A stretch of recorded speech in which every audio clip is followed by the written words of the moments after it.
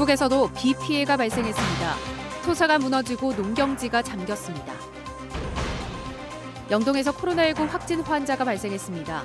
도내 청정 지역이 무너지고 있습니다. 충청북도의 코로나19 소상공인 지원금이 제대로 풀리지 않고 있습니다. 결국 조건이 대폭 완화됐습니다. 건국대 글로컬 캠퍼스에서 직장 내 괴롭힘 증언이 나왔습니다. 학교 측은 괴롭힘으로는 볼 수 없다고 결론 내렸습니다. 여러분 안녕하십니까? 계속해서 충북 지역 뉴스입니다. 주말 사이 충북에도 100mm 안팎의 많은 비가 내리며 피해가 잇따랐습니다. 이번 주말에 또 한 차례 장맛비가 예보돼 있어 긴장을 늦추면 안 될 것으로 보입니다. 이채영 기자의 보도입니다. 청주시 남이면의 한 전원주택단지 공사 현장. 산을 깎아 계단식으로 택지를 조성하는 곳인데 토사가 무너져 내리면서 아랫집을 덮쳤습니다. 집안 화장실은 배수가 막혀 흙탕물로 가득 찼습니다. 이렇게 발을 밟으니까 발목까지 흙이 들어가는 거여서 깜짝 놀랐죠. 그러니까 근데 그 물만 쏟아지는 게 아니라 흙하고 같이 쏟아지니까 그 흙이 이제 그 배수관을 다 메꿨고 채우고 이제 넘쳐가지고 150mm의 비가 쏟아진 옥천에서는 농경지가 침수 피해를 입었습니다. 벼가 쓰러지고 소사료용 옥수수를 심어놓은 농경지도 물에 잠겼습니다. 밤새도록 안 그쳤어. 비 계속 쏟아졌어. 지금 조금 뻔하고는 저 밑으로 들어왔으니까 길 밑으로. 150대를 세울 수 있는 하상 주차장도 흙탕물에 잠겼습니다. 갑자기 불어난 물 때문에 차량을 빼느라 공무원과 차량 주인들이 한바탕 소동을 치렀습니다. 최근 한 5년 이 정도에서는 처음인 것 같아요. 지금 이렇게 많이 안 왔었잖아요. 장마철에도. 가로수도 순환을 겪었습니다. 약해진 집안을 견디지 못한 가로수가 여기저기서 도로를 덮쳐 차량 통행에 불편을 겪었습니다. 이번 장맛비는 옥천 150.5mm를 최고로 충북에 100mm 안팎의 비를 뿌렸습니다. 비는 내일부터 그치겠지만 이번 주말 다시 정체전선의 영향으로 장맛비가 예보돼 있어 약해진 집안 붕괴와 산사태 피해가 우려됩니다. MBC 뉴스 이채연입니다. 얼마 전까지 코로나19 청정지역으로 분류됐던 도내 지역에서 확진 환자가 잇따라 발생하고 있습니다. 옥천에 이어 이번에는 영동에서 확진 환자가 나왔습니다. 이재욱 기자입니다. 영동군 양산면에 사는 62살 A씨가 충북 70번째 코로나19 확진 환자가 됐습니다. A씨는 지난 11일 밤 고열과 기침 등 증상이 있어 남편의 차를 타고 인근 선별진료소를 찾았고 이틀 뒤 최종 확진 판정을 받았습니다. 감염 경로는 아직 오리무중입니다. 감염원에 대해서는 저희가 지금 2주 전부터 저희가 조사를 하고 있고 환자 접촉자에 대해서는 지금 이를 추진하겠습니다. 문제는 A씨가 발열 등 증상이 나타나기 전후 인근 병원과 마트를 돌아다녔다는 것. 지난 9일부터 11일 낮까지 옥천의 한 병원과 영동의 식당, 마트와 병원을 차례로 돌아다녔습니다. 특히 9일 점심 찾아간 식당에서는 마스크를 벗고 식사를 해 직원과 다른 손님들이 밀접 접촉자로 분류됐습니다. 군민의 안전을 보호하고 확산 방지를 위해 군정을 코로나19 대응 비상체제로 전환하여 운영하겠습니다. 또 지난달 29일 카자흐스탄에서 인천공항을 통해 입국한 뒤 음성군에서 자가격리 중인 30대 외국인도 격리 해제 전 검사에서 양성 판정을 받았습니다. 한동안 잠잠하던 확진 환자가 늘어나면서 충북의 방역 당국도 다시 긴장하고 있습니다. MBC 뉴스 이재욱입니다.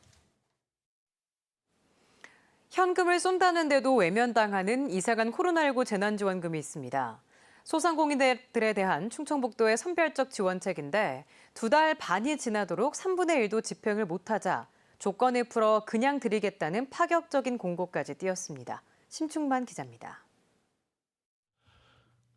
충청북도가 변경 공고한 코로나19 소상공인 지원 사업입니다. 도내 연매출 2억 원이 안 되는 상공인에게는 무조건 일단 30만 원.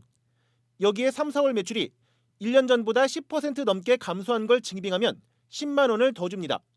보편적 재난지원금 대신 충청북도가 선택한 선별적 지원책입니다. 코로나19 피해를 받는 그 도내 소상공인들에 대한 경영 애로사항을 좀 저들이 다소나마 해결해 주기 위해서 이 변경 공고는 지난 4월 말 첫 공고 이후 이번이 세 번째. 징빙해야 할 전년 대비 매출 감소폭을 최초 30%로 잡았다가 20%로 완화했는데도 2달 반 동안 예산 288억 원 가운데 31%인 90억 원밖에 집행을 못한 데에 따른 것입니다.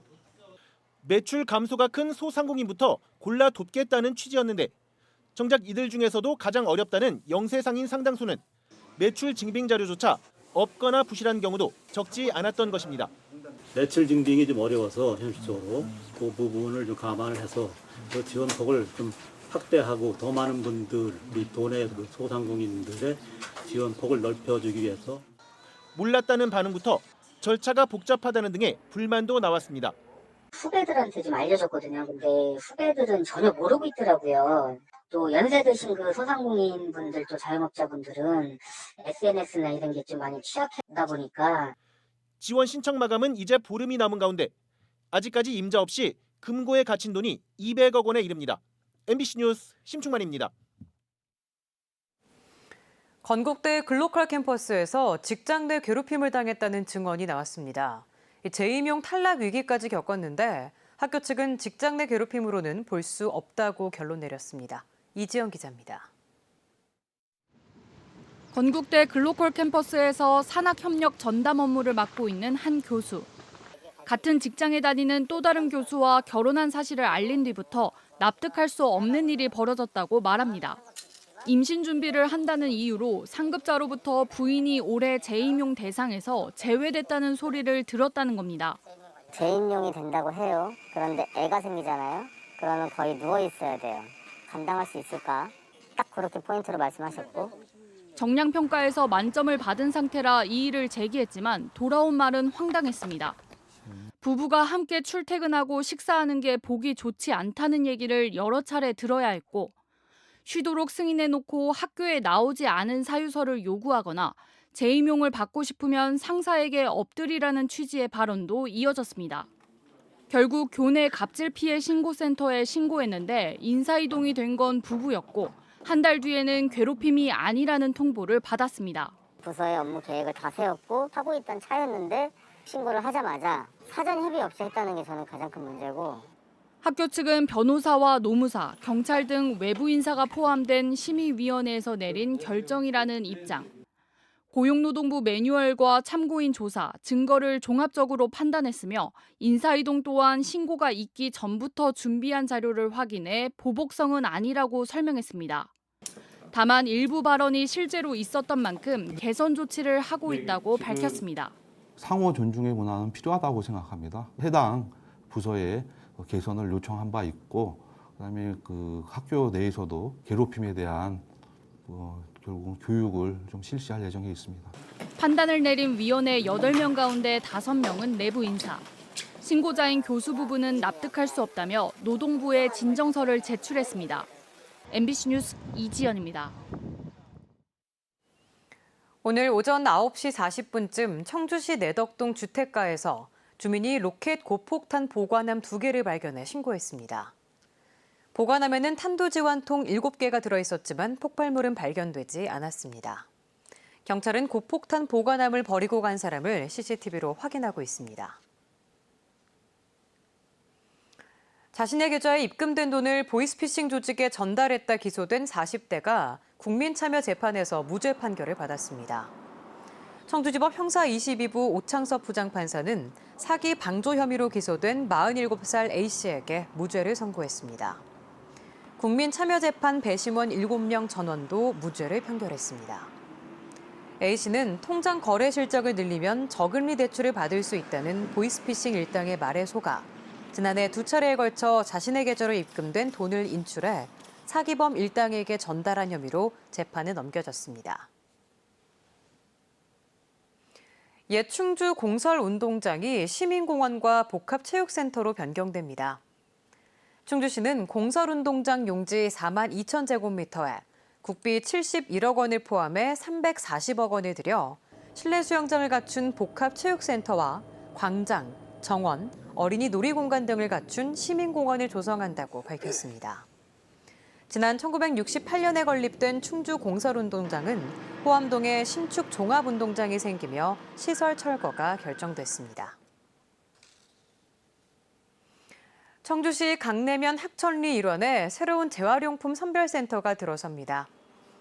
청주시는 135억 원을 들여 하루 50톤을 처리할 수 있는 재활용품 선별센터를 짓기로 하고 오는 2022년 착공해 2023년 말에 완공할 예정입니다. 재활용품 선별센터 신축은 현 재활용품 선별센터 사용 기한이 2023년 말에 끝나 추진됩니다. 청주시는 이번에 신축되는 재활용품 선별센터는 자동화 시설을 갖출 예정이라며 현 센터의 사용 기한을 늘릴지는 추후 검토할 계획이라고 밝혔습니다. 63년 역사를 지닌 괴산 명소인 청인약방이 관광 자원으로 활용됩니다. 괴산군은 청인약방 주인 88살 신종철 옹이 약업사가 운영하던 약방이 있었다는 것을 후대에 알리길 원한다며 약방 건물과 부지, 예약날 의약품 상자 등을 기부했다고 밝혔습니다. 충북 지역 뉴스였습니다. 고맙습니다.